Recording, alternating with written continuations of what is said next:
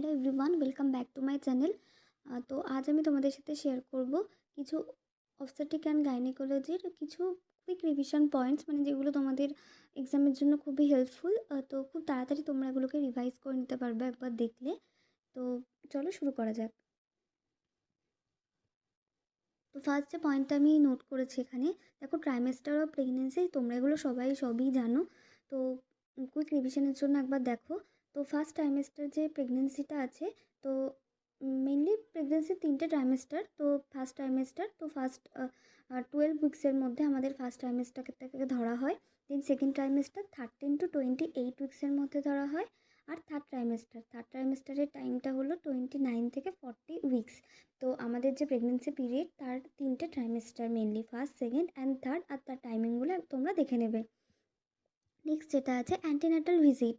তো অ্যান্টিন্যাটাল ভিজিটের আমাদের মেনলি ইন্ডিয়াতে যে অ্যান্টিন্যাটাল ভিজিট দেখা যায়, তো সেক্ষেত্রে আমাদের 4টে অ্যান্টিন্যাটাল ভিজিট আছে।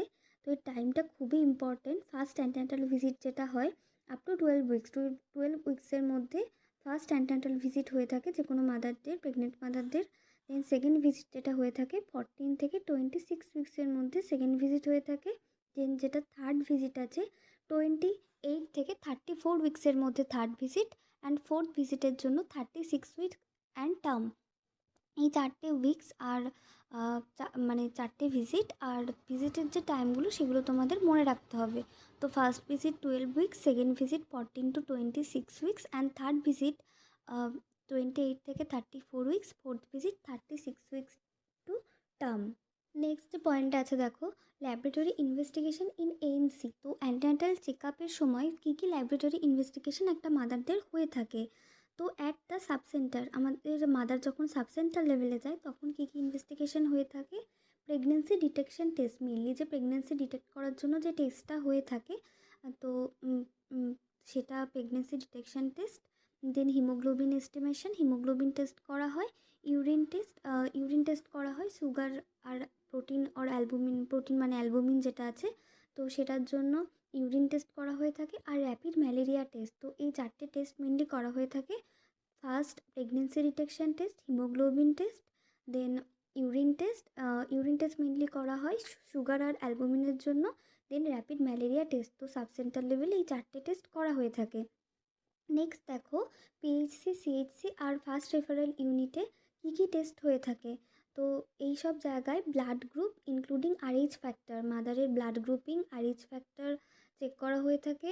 দেন ভিডিআরএল টেস্ট করা হয়ে থাকে, অ্যান্ড আরপি। তো মেনলি যে ভিডিআরএল টেস্টটা আছে সেই ভিডিআরএল টেস্টটা করা হয় সিফিলিসের জন্য। এছাড়া আরপিআর যে টেস্টটা আছে সেটা র্যাপিড প্লাজমা রিয়াগেন, তো সেই টেস্টটাও আর কি সিফিলিসের জন্য করা হয়ে থাকে। নেক্সট যে পয়েন্ট আছে দেখো, এইচআইভি অ্যান্ড এইচবিএসএজি, এটা মেনলি ওই এইচআইভি আর হেপাটাইটিস বি ডিটেকশনের জন্য করা হয়ে থাকে। দেন র্যাপিড ম্যালেরিয়া টেস্ট, যদি সাবসেন্টারে অ্যাভেলেবেল থাকে, মানে ম্যালেরিয়া টেস্ট হয়ে গিয়ে থাকে, তো তাহলে আর পিএইচসি লেভেলে করা হয় না, না হলে করা হয়। দেন ব্লাড সুগার টেস্টিং, আর ব্লাড সুগার টেস্ট করা হয়। তো পিএইচসি সিএইচসি লেভেলে ব্লাড গ্রুপিং, ভিডিআরএল, সিফিলিসের জন্য এইচআইভি, এইচবিএসএজি, rapid malaria test and blood sugar testing করা হয়ে থাকে। নেক্সট যে পয়েন্টটা দেখো, টাইপস অফ ফিমেল পেলভিস। তো ফিমেল পেলভিসের মেইনলি 4টে টাইপস দেখা যায়। ফার্স্ট দেখো gynaecoid, second anthropoid, third android, and fourth platypoid pelvis. তো এই পেলভিসগুলোর যে শেপগুলো আছে সেগুলো আমাদের মাথায় রাখতে হবে। মেনলি যে নর্মাল ফিমেলদের নর্মাল যে পেলভিসটা দেখা যায়, যেটা আমাদের ডেলিভারিতে হেল্প করে, সেটা gynaecoid pelvis. Normal female pelvis যেটা রাউন্ড শেপের হয়। দেন অ্যান্থ্রোপয়েড পেলভিস যেটা ওভাল শেপের হয়। অ্যান্ড্রয়েড পেলভিস মেনলি যে মেল পেশেন্ট থাকে তাদের ক্ষেত্রে দেখা যায়, যেটা হার্ট শেপড হয়।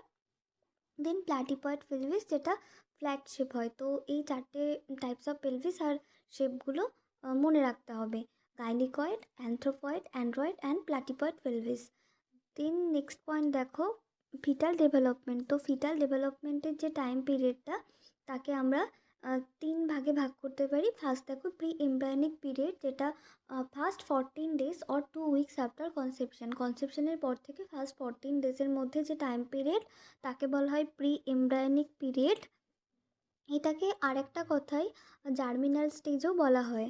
দেন এমব্রায়োনিক পিরিয়ড, যেটা 15 ডেজ থেকে 8 উইকস পর্যন্ত, মানে 15 দিন থেকে 2 মাস পর্যন্ত, যে আমাদের ফিটাসের যে বয়স তাকে বলা হয় এমব্রায়োনিক পিরিয়ড। তখন তাকে ফিটাস নয়, এমব্রায় বলা হয়।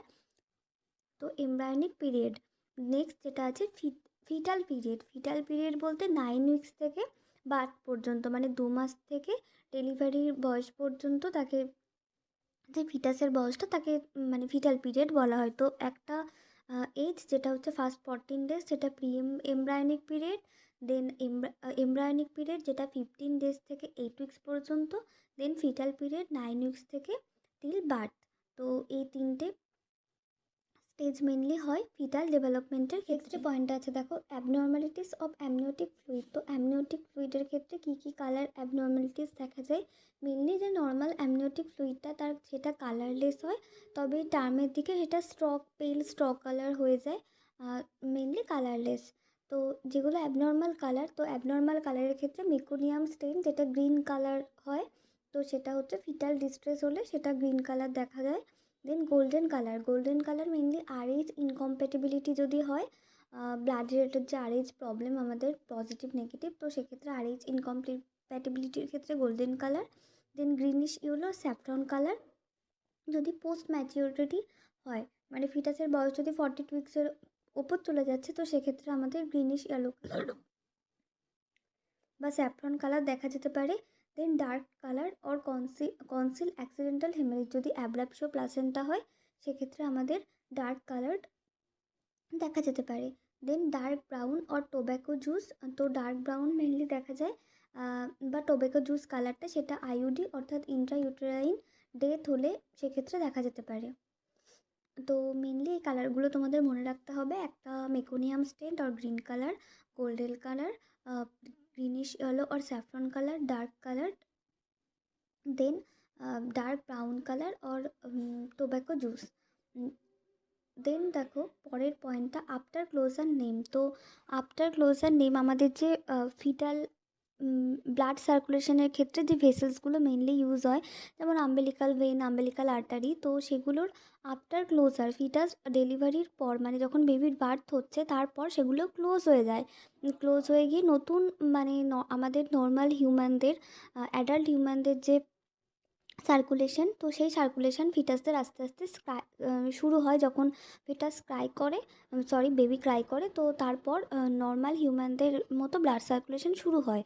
তো আগের, মানে ডেলিভারির আগে যে ফিটাল সার্কুলেশনে যে ভেসেলসগুলো ইউজ হয়, তো তার সেগুলো ক্লোজ হওয়ার পর তার নাম কী হয়, তো এটাও ইম্পর্টেন্ট। যেমন আম্বেলিকাল ভেনের ক্ষেত্রে আম্বেলিকাল টেরেস নাম হয়, আম্বেলিকাল আর্টারির ক্ষেত্রে medial umbilical ligament, ductus venosus, ligamentum venosum, ductus arteriosus, ligamentum arteriosum, foramen ovale, fossa ovalis. তো এই নামগুলো মানে যে আম্বেলিকাল ভেন, আম্বেলিকাল আর্টারিস, এই নামগুলো যেটা আমাদের ফিটাল পিরিয়ডের নাম থাকে, আর এই যে ligamentum terrace, median umbilical ligament, এগুলো আমাদের আফটার বার্থ সেই ভেসেলসগুলো ক্লোজ হওয়ার পর যে নাম হয়, তো সেগুলোই এখানে দেওয়া আছে।